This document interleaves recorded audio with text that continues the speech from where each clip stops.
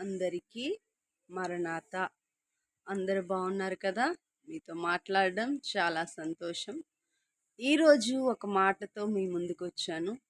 అదేంటంటే, అది కూడా దైవజనులైన దేవదాసయ్య గారు చెప్పిన మాట.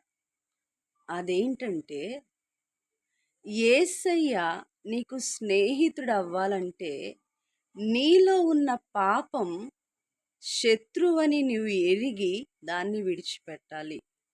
నీ పాపం అదొక శత్రువని ఎరిగి నువ్వు ఎప్పుడైతే విడిచిపెడతావో యేసయ్య నీకు స్నేహితుడవుతాడు.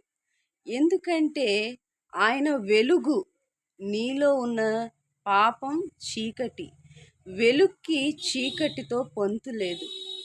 కాబట్టి నీలో ఉన్న చీకటి అనే పాపాన్ని నీవెప్పుడైతే తొలగించుకుంటావో వెలుగైన యేసయ్య నీ జీవితంలోకి వచ్చి నీ స్నేహితుడవుతాడు.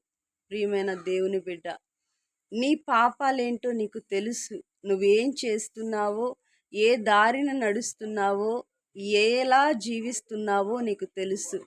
కాబట్టి నీ పాపాన్ని ఈ సమయంలో ఒప్పుకొని విడిచిపెట్టేయి. అదొక శత్రువని నువ్వు చూస్తే యేసయ్య నీకు మిత్రుడైపోతాడు. మరణాత.